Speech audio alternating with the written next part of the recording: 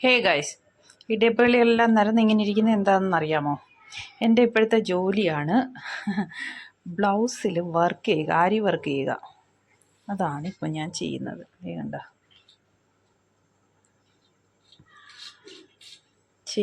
ഇരിക്കുകയാണ് ഗൈസ്. ഇതൊക്കെ ഇപ്പം ഞാൻ ചെയ്തതാ. കണ്ട, ഇതൊരു തയ്ച്ച ബ്ലൗസാണ്. ഇതുവരെ ചെയ്തു. ഇനി ബാക്കിയുള്ള വർക്കുകൾ പിന്നെ ചെയ്യണം.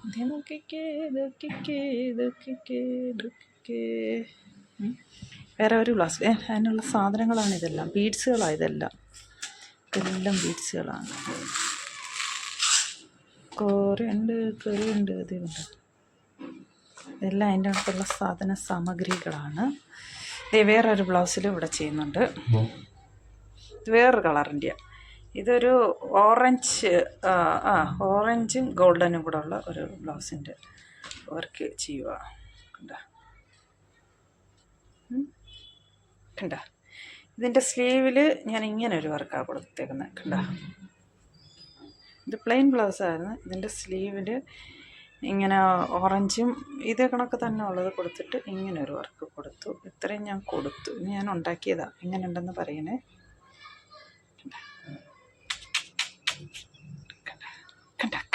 കണ്ട ഗൈസ്. അപ്പോൾ അതിനുള്ള സാധന സാമഗ്രികളാണ്. ബ്ലൗസ് തയ്ക്കുകയും ചെയ്തു. ഇതൊന്നും ഞാൻ തയ്ച്ച ബ്ലൗസ് അല്ല, ഇത് ഞാൻ നാട്ടിൽ നിന്ന് തയ്ച്ചുകൊണ്ട് വന്നത്. അപ്പോൾ ഇതിൻ്റെ കയ്യിൽ ഇങ്ങനെ വർക്കുണ്ട്. അപ്പം കയ്യിലൊന്നും ചെയ്യേണ്ട ആവശ്യമില്ല.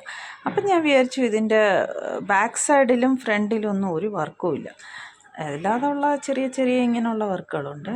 അപ്പം ഞാൻ വിചാരിച്ചു ഇതിൻ്റെ ബാക്ക് സൈഡിൽ വർക്ക് കൊടുക്കണം. ഇത്രയും ബ്ലൗസുകൾ വാരിയിട്ടേക്കുന്നുണ്ടോ? വർക്ക് ചെയ്യാൻ വേണ്ടിയിട്ട് വാരിയിട്ടേക്കുക. ഞാൻ ഈ ബ്ലൗസുകളിലെല്ലാം ഒരു താജ്മഹൽ പണിയും ഗൈസ്, ഒരു താജ്മഹൽ പണിയും. ഇതിനകത്ത് ഇനി എന്തെങ്കിലും കൊടുക്കണോ വേണ്ടിയോ എന്ന് ഞാനിങ്ങനെ ആലോചിക്കും. ഇത്രയും കൊടുത്തു. ഇതിനകത്ത് ഇങ്ങനെ ചെറിയ ഇങ്ങനെയുള്ള വർക്കുകളും ഉണ്ട്. അതുകൊണ്ട് കൊടുക്കണോ വേണ്ടിയോ എന്നായില്ലോ. ഇതേ നോക്കിക്കേ, അത് വേറെ ആ ബ്ലൂ കളറില്ലേ, ഇതൊരു പ്ലെയിൻ ബ്ലൗസായിരുന്നു. ഇതിനകത്തൊന്നുമില്ലായിരുന്നു, പ്ലെയിൻ ബ്ലൗസായിരുന്നു. ഇതിൻ്റെ ബാക്ക് ഓപ്പണായി ഈ ബ്ലൗസിൻ്റെ. അതുകൊണ്ട് എൻ്റെ സ്ലീവിൽ ഇങ്ങനെ കൊടുത്തു. ഇനി ഇവിടെ എന്തെങ്കിലും കൊടുക്കണം എന്ന് ഞാൻ വിചാരിക്കുകയാണ്. കൊടുക്കാം. അപ്പോൾ ഇന്നിപ്പോൾ ഇത്രയേ ഉള്ളൂ വർക്ക്. ഒരുമിച്ചൊന്നും ഒറ്റയടിക്കൊന്നും ചെയ്യാൻ പറ്റത്തില്ല. ഒരുപാട് സമയമെടുക്കും ഇത് വർക്കുകൾ ചെയ്യാൻ വേണ്ടിയിട്ട്. അങ്ങനെ ഞാൻ സാധന സാമഗ്രികളെല്ലാം ഇങ്ങനെ ഓരോരോ ഡബ്ബകളിലാക്കി വെച്ച്. അപ്പം നമുക്കുണ്ടല്ലോ എടുക്കാനായിട്ട് എളുപ്പമാവുമല്ലോ എന്ന് വിചാരിച്ചു. വലിയ ബീഡ്സ്, ഇതൊക്കെ ഓരോരോ സ്റ്റോൺസുകളൊക്കെയാണ്. അപ്പം ഇനി ഇതെല്ലാം ഞാൻ പറക്കി വെക്കട്ടെ. ഇനിയിപ്പം നാളെ ചെയ്യാമെന്ന് വിചാരിച്ചു. വർക്ക് കംപ്ലീറ്റ് ചെയ്തിട്ട് ഞാൻ കാണിക്കാം എങ്ങനെയാണ് ഞാൻ വർക്ക്, എന്ത് ഡിസൈനാണ് ഞാൻ കൊടുത്തതെന്നുള്ളത് ഞാൻ കംപ്ലീറ്റ് ചെയ്തിട്ട് കാണിക്കാം. ഓക്കെ. ഹേ ഗായ്സ്, എൻ്റെ മോൻ കാണുന്നില്ല. ഓക്കെ, ഞാൻ ഇങ്ങനെ ബ്ലൗസിൽ വർക്ക് ചെയ്യാമെന്ന് പറഞ്ഞില്ലേ, വർക്ക് ചെയ്ത് നിർത്താമെന്ന് വിചാരിച്ചതാണ്. അപ്പോൾ എനിക്ക് തോന്നി ഇല്ല, കുറച്ചുകൂടെ ചെയ്യാമെന്ന് വിചാരിച്ചു. അതാണ് എൻ്റെ ഒരു സ്വഭാവം. എന്തെങ്കിലും ചെയ്യാനായിട്ട് എന്തെങ്കിലും ചെയ്യാനായിട്ട് തുടങ്ങിയാലുണ്ടല്ലോ പിന്നെ ഇങ്ങനെ ചെയ്തുകൊണ്ടേ അങ്ങ് പോവുക, ഇല്ലെങ്കിൽ ഒന്നുമില്ല. എനിക്കിഷ്ടമാണ് ഇങ്ങനെയൊക്കെ ചെയ്യാനായിട്ട്. അപ്പോൾ നോക്കിയപ്പോൾ വിചാരിച്ചു കുറച്ചുകൂടെ ചെയ്യാമെന്ന് വിചാരിച്ചു. അങ്ങനെ വീണ്ടും ഞാൻ വേറൊരു ബ്ലൗസിൻ്റെയും കൂടെ എടുത്തിട്ട്, ഒരു ഗോൾഡൻ കളറിൻ്റെ ബ്ലൗസാണ് ഇത് ചെയ്യുക. എനിക്ക് എൻ്റെ കയ്യിൽ ഒത്തിരി മെറ്റീരിയലൊന്നുമില്ല. അപ്പം ഇതിങ്ങനെ കൊടുത്തിട്ട് ഇതൊന്ന് ഉണങ്ങണം, എന്നിട്ടേ ഇതിനകത്ത് വേറെ വർക്കുകൾ ചെയ്യാൻ പറ്റത്തുള്ളൂ. അപ്പം ഞാൻ എന്താ വിചാരിച്ചെന്നറിയോ, ഇതൊക്കെ ഇത് ഓരോന്ന് ഉണങ്ങുമ്പോഴത്തേന് ഞാൻ ഇതങ്ങ് ചെയ്ത് വയ്ക്കാമെന്ന്. ഞാൻ നേരത്തെ ചെയ്തിട്ടുണ്ട്, അതുകൊണ്ട് എനിക്ക് ഇതിനെക്കുറിച്ചൊരു ഐഡിയ ഉണ്ട് എങ്ങനെ ചെയ്യേണ്ടതെന്നുള്ളത്. മുഖവും കാണുന്നില്ല. കണ്ട, കണ്ണാടിയൊക്കെ ഇട്ടിട്ടാണ് ഞാൻ ചെയ്യുന്നത്. മുഖവും കാണുന്നില്ല, വർക്ക് ചെയ്യുന്നതും കാണുന്നില്ല അല്ലേ. ഞാനത് ശ്രദ്ധിച്ചില്ല. ഞാൻ ഈ വർക്ക് ചെയ്തതുണ്ടല്ലോ, ഞാൻ പിന്നീട് കാണിച്ചു തരാം ഞാൻ എന്താ ചെയ്തത്, ഞാൻ എങ്ങനെയാണ് ചെയ്തതെന്നുള്ളത്. എന്താ ചെയ്യുന്നത്, എല്ലാവർക്കും ചെയ്യാനൊക്കെ പറ്റും. നമുക്ക് കുറച്ച് ഇഷ്ടം ഉണ്ടെങ്കിലുണ്ടല്ലോ ഇതിങ്ങനെയുള്ള കാര്യങ്ങളൊക്കെ ചെയ്യാനായിട്ട് ഇഷ്ടമുണ്ടും ആഗ്രഹം ഉണ്ടെങ്കിലുണ്ടല്ലോ എല്ലാവരെ കൊണ്ട് പറ്റുന്ന കാര്യമാണ്. ഇതിങ്ങനെ ഒട്ടിക്കുക. ആദ്യമേ ചെറിയ ഇതിങ്ങനെ മേടിക്കാൻ കിട്ടും, ഇതെല്ലാം മേടിക്കാൻ കടയിൽ കിട്ടും. ഇതിങ്ങനെ മേടിച്ചിട്ട് ഈ മണികളിങ്ങനെ ഒട്ടിക്കുക.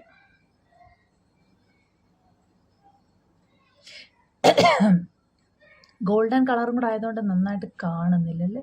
ഇത് കണ്ട, ആദ്യമേ ഈ മണികൾ ഇങ്ങനെ ഒട്ടിക്കുക. ഇത് തച്ചു കൊടുക്കാം ഇങ്ങനെ ചെറിയ ചെറിയ മണികൾ വെച്ചിട്ട്. ഇത് ഞാനിങ്ങനെ ഓൾറെഡി ഇങ്ങനെ മാല പോലുള്ളത് മേടിച്ചതാ, അതുകൊണ്ട് പിന്നെ തയ്ക്കണ്ട. ഇതാ എനിക്ക് കുറച്ചുകൂടെ എളുപ്പമായിട്ട് തോന്നി തയ്ക്കുന്നതിനെ കാട്ടി.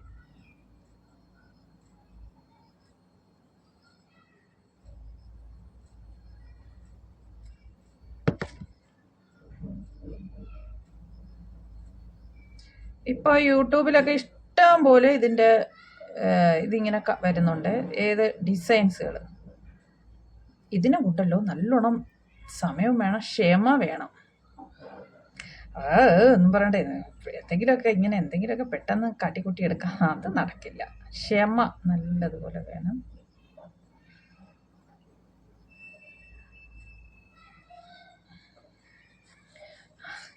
കണ്ണാടി വെച്ചേക്കുന്ന കണ്ടിട്ട് ആരും പേടിക്കുകയൊന്നും വേണ്ട. ഞാനിങ്ങനെ ചില ബുക്ക് വായിക്കാനായിട്ടും ഇങ്ങനെയുള്ള സൂക്ഷ്മമായിട്ടുള്ള കാര്യങ്ങളൊക്കെ ചെയ്യാനായിട്ട് കണ്ണാടി വയ്ക്കും. ഇത് അങ്ങനെ പവർ ഗ്ലാസ് ഒന്നുമല്ല, നമ്മുടെ കണ്ണിന് ഒരു സ്ട്രെസ്സ് ഉണ്ടാവാതിരിക്കാൻ വേണ്ടിയിട്ട് മാത്രം. എനിക്കുണ്ടല്ലോ ഇങ്ങനെ കുറേ നേരം ഇങ്ങനെ ഒരേ സ്ഥലത്ത് തന്നെ ഇങ്ങനെ നോക്കിയിരിക്കുമ്പോൾ ഉണ്ടല്ലോ എനിക്ക് കണ്ണിന് ഭയങ്കരമായിട്ട് സ്ട്രെസ് ആവുന്നുണ്ടായിരുന്നു.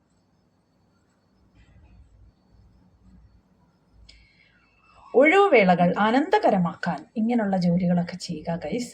നിങ്ങൾക്ക് ബോറാവുന്നല്ലേ, ഞാനിതെല്ലാം ചെയ്തിട്ട് കാണിച്ചു തരാം. ഹായ് ഗൈസ്, ഞാൻ നേരത്തെ നിങ്ങളെ കണ്ടപ്പോൾ ഞാൻ എൻ്റെ ബ്ലൗസിലൊക്കെ ആരി വർക്ക് ചെയ്യുമല്ലായിരുന്നു. എവിടെ വരെ ചെയ്തു എന്ന് ഞാൻ കാണിച്ചു തരാം. ഞാൻ കംപ്ലീറ്റ് ചെയ്തില്ല. ഇതേ കണക്കുള്ള സിമ്പിൾ വർക്ക് ചെയ്യുന്നതിനായാലും 1000, 2000, 3000, 2000 രൂപയിൽ കുറഞ്ഞ ആരും ചെയ്യത്തില്ല. കാരണം അത്ര മെനക്കെട്ട പണിയുമാണ്.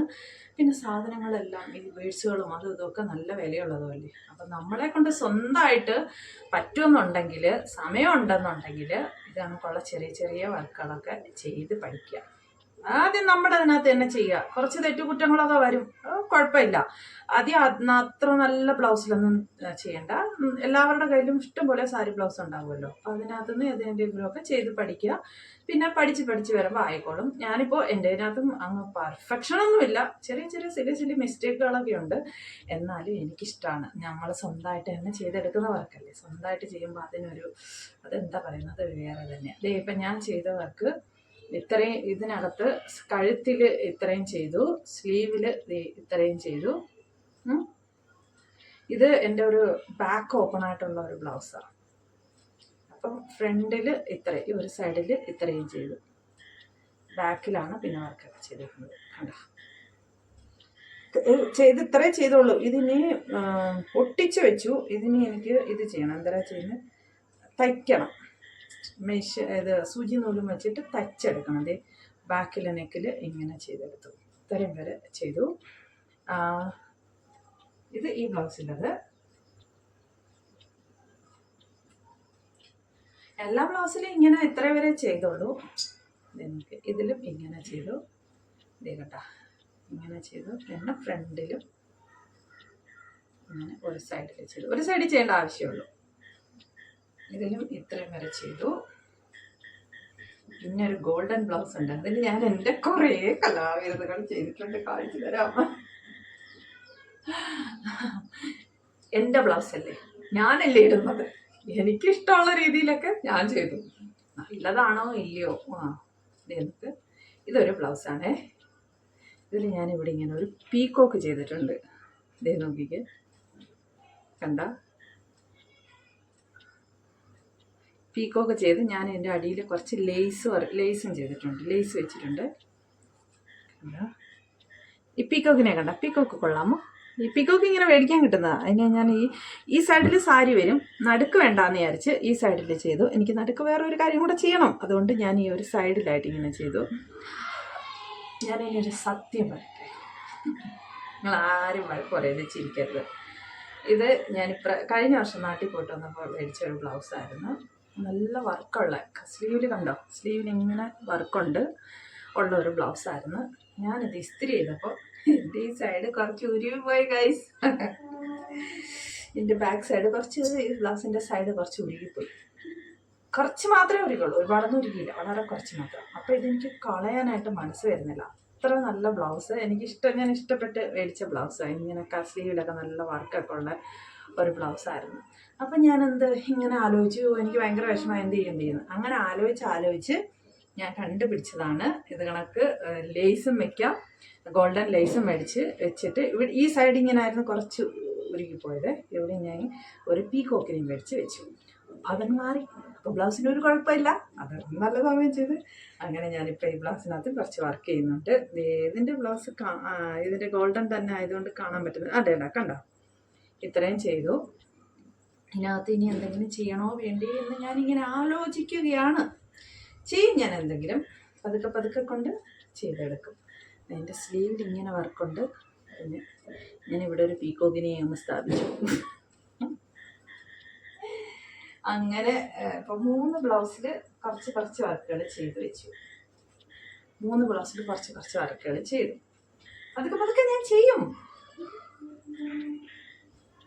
ഒറ്റയടിക്കൊന്നും ചെയ്യാൻ പറ്റത്തില്ല. ഒറ്റയടിക്ക് ചെയ്ത് കഴിഞ്ഞാൽ ബോറും ആവും, പറ്റത്തുമില്ല.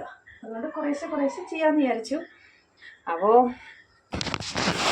ബ്ലൗസ് തയ്ക്കുന്നത് എൻ്റെ ബ്ലൗസ് ഞാൻ ഒറ്റയ്ക്ക് തന്നെ തയ്ക്കും. അത് ഞാൻ ഇങ്ങനെ വിചാരിച്ചതാണ്. അപ്പം എന്താ ചെയ്യുന്നത്, ആദ്യം നല്ല ബ്ലൗസിലൊന്നും തയ്ച്ചില്ല. ഞാൻ എൻ്റെ പഴയ ബ്ലൗസ് ബ്ലൗസ് തയ്ച്ചത് കാണിച്ചു തരട്ടെ. ആരും ചിരിക്കരുത്, ഞാൻ പഠിച്ചു വരുന്ന ഒരു കുട്ടിയാണ്, അതുകൊണ്ട് ആരും ചിരിക്കല്ല. ഒരു പച്ച ബ്ലൗസ് തയ്ച്ചു. ഇട്ട് കാണിക്കാൻ നിർവാഹമില്ല, എന്നാലും ഞാൻ തയ്ച്ചു. 2 തുണിയായിരുന്നു. ഇതൊരു ബ്ലൗസിൻ്റെ പീസായിരുന്നു. ഇത് വളരെ കുറച്ചേ ഉള്ളായിരുന്നു. ഞാൻ തയ്ച്ച് പഠിക്കുന്നതായിരുന്നുകൊണ്ട് 80 സെൻറ്റിമീറ്ററിൻ്റെ ആയിരുന്നു. എൻ്റെ കയ്യിൽ നേരത്തെ ഇരുന്നതായിരുന്നു, ഞാൻ മേടിച്ചതൊന്നുമില്ല എൻ്റെ ഇരുന്ന. അപ്പോൾ 2 പച്ച കളറുള്ള ബ്ലൗസ് ഉണ്ടായിരുന്നു. അല്ല, ബ്ലൗസിൻ്റെ തുണി ഉണ്ടായിരുന്നു. അതുകൊണ്ടാണ് ഞാൻ 2 കളറായിപ്പോയത്. ഇത് ഞാൻ എന്താ തയ്ച്ചത്, പ്രിൻസസ് കട്ടിൻ്റെതാ ചെയ്തത്. ഇത് ശരിയായി. പ്രിൻസസ് കട്ടിൻ്റെ ഇത് ചെയ്തത്. പിന്നെ വേറെ ഒരെണ്ണം കൂടെ ചെയ്തു. ഒരു വെള്ള കളറിലെ ബ്ലൗസിൻ്റെ തുണി വെച്ചിട്ട് ഇത് ഇങ്ങനെ നോർമലായിട്ടുള്ള ഇതാ ചെയ്തത്. എവിടെ ഇത് കട്ടിങ് ബ്ലൗസ് ആയിട്ടുള്ളതാണ് ചെയ്തത്. ഇതും ശരിയായി. അങ്ങനെ പഴയ തുണിയൊക്കെ വെച്ചിട്ടാണ് ചെയ്തത്. എന്നാലും സക്സസ് ആയി, നോ പ്രോബ്ലം.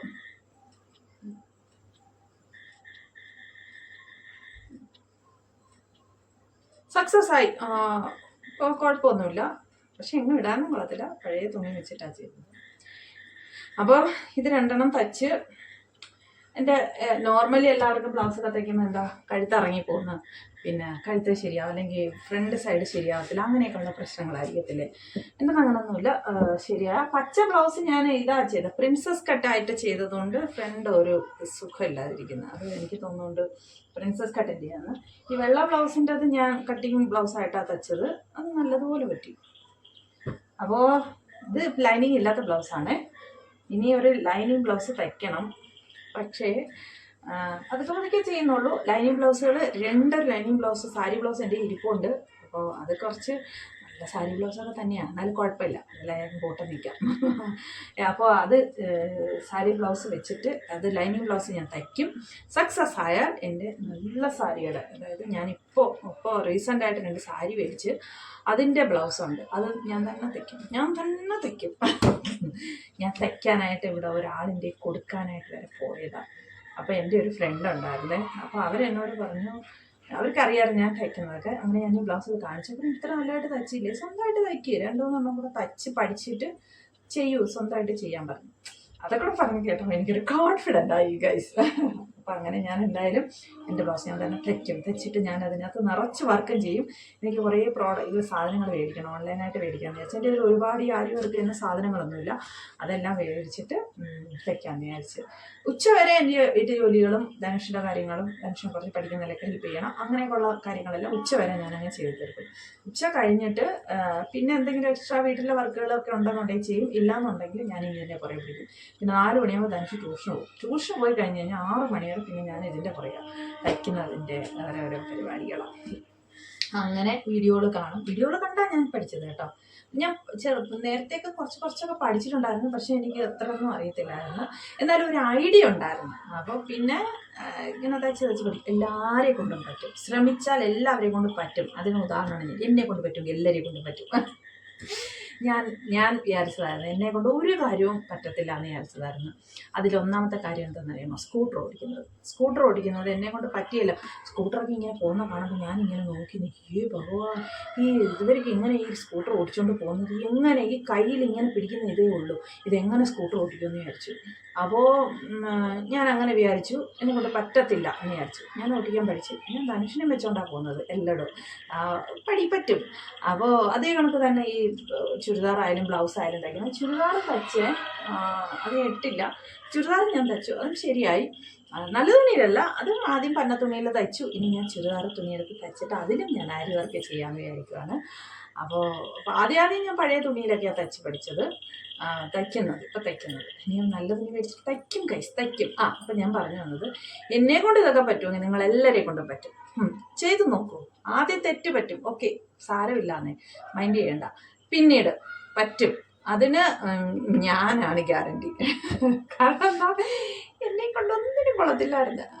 അത് നമ്മൾ വിചാരിക്കുന്നത്, നമ്മുടെ ഉള്ളിൽ എല്ലാത്തിനും ഉള്ളത് കഴിവുകളുണ്ട് ഗൈസ്. പക്ഷെ നമ്മളതൊക്കെ പുറത്തെടുക്കണമെന്ന് മാത്രം. നമ്മൾ വിചാരിക്കും നമ്മളെ കൊണ്ട് ഒന്നിനും കൊള്ളത്തില്ല, നമ്മളെ കൊണ്ടൊന്നും പറ്റില്ല, നമ്മൾ വീട്ടിൽ നിന്ന് കഞ്ഞിയും വെക്കാനേ നമ്മളെ കൊണ്ട് കൊള്ളാമെന്ന് വിചാരിക്കും.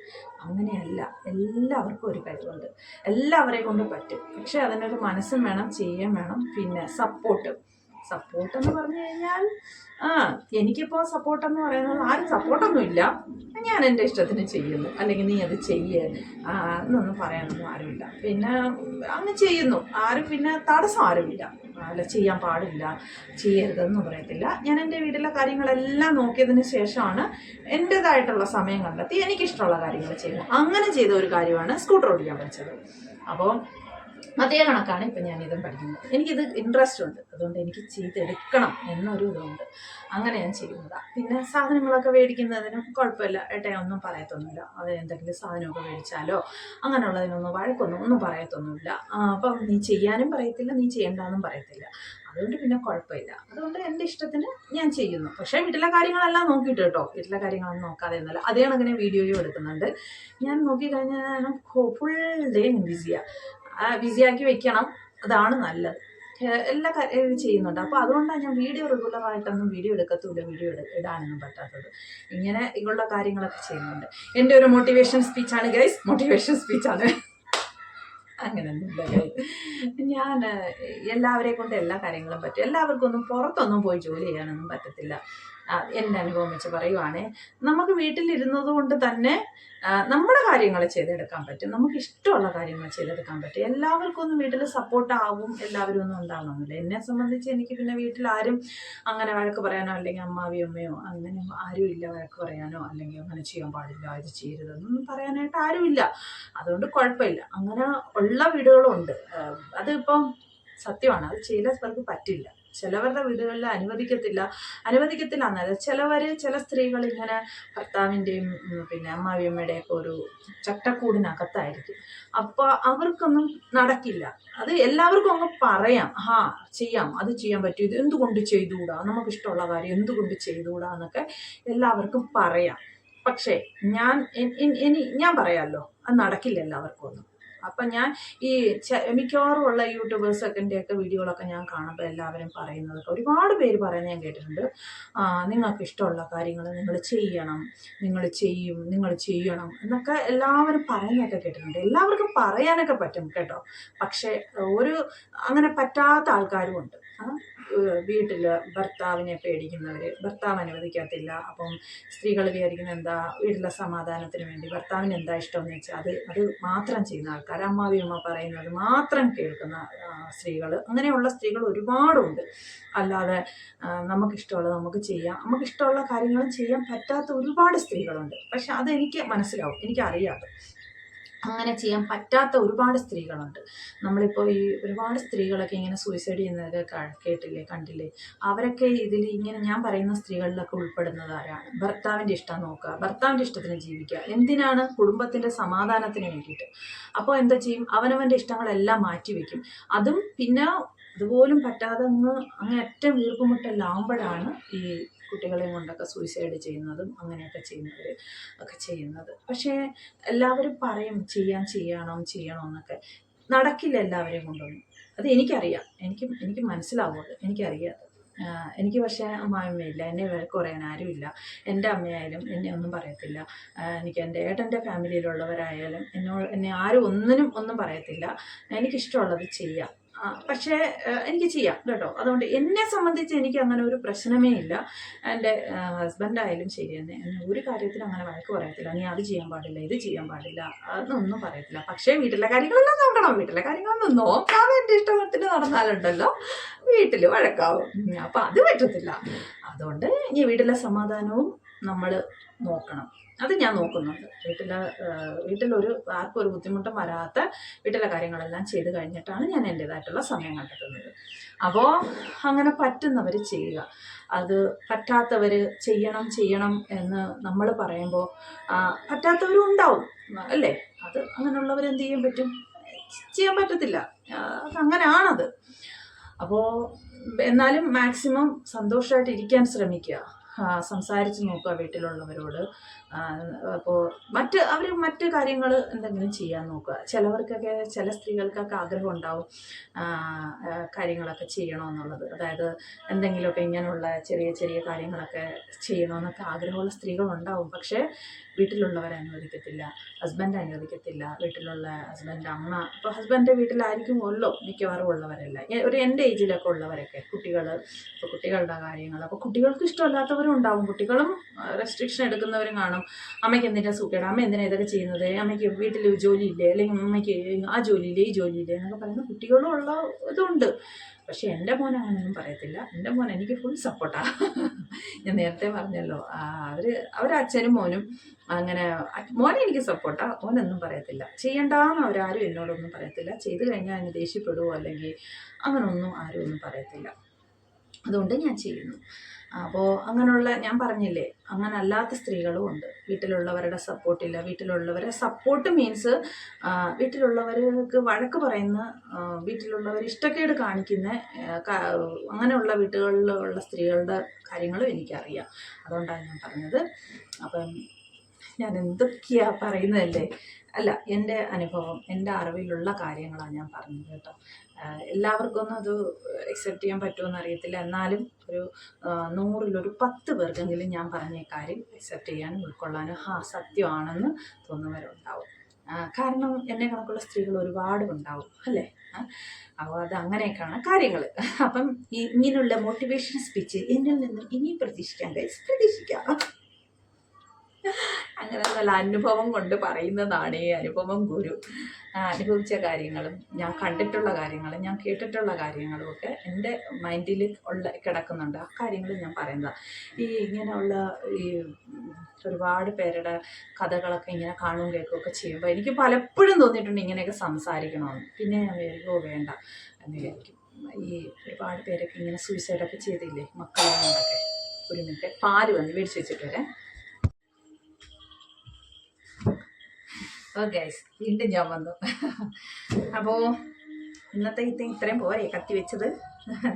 നമുക്ക് ഇങ്ങനെയൊക്കെ സംസാരിക്കാമല്ലേ? ഇങ്ങനെയൊക്കെ സംസാരിക്കുന്നത് ഇഷ്ടമാണെങ്കിൽ ഞാൻ ഇങ്ങനെയൊക്കെ സംസാരിക്കാം. എനിക്കിഷ്ടമാണ് ഇങ്ങനെയൊക്കെ സംസാരിക്കാൻ. എനിക്ക് ആരൊക്കെയോ എൻ്റെ മുന്നിൽ ആൾക്കാരൊക്കെ ഉണ്ട്, ആരോടൊക്കെയോ ഞാനിങ്ങനെ സംസാരിക്കുന്നു എന്നുള്ളൊരു ഫീലിങ്സ് ഉണ്ട് ഞാനിങ്ങനെ സംസാരിക്കുമ്പോഴത്തേന്. അപ്പോൾ അതുകൊണ്ട് ഇനി നമുക്കിങ്ങനെയൊക്കെ സംസാരിക്കാം. ഇപ്പോൾ ഇവിടെ വെച്ച് നിർത്താം. ഓക്കെ.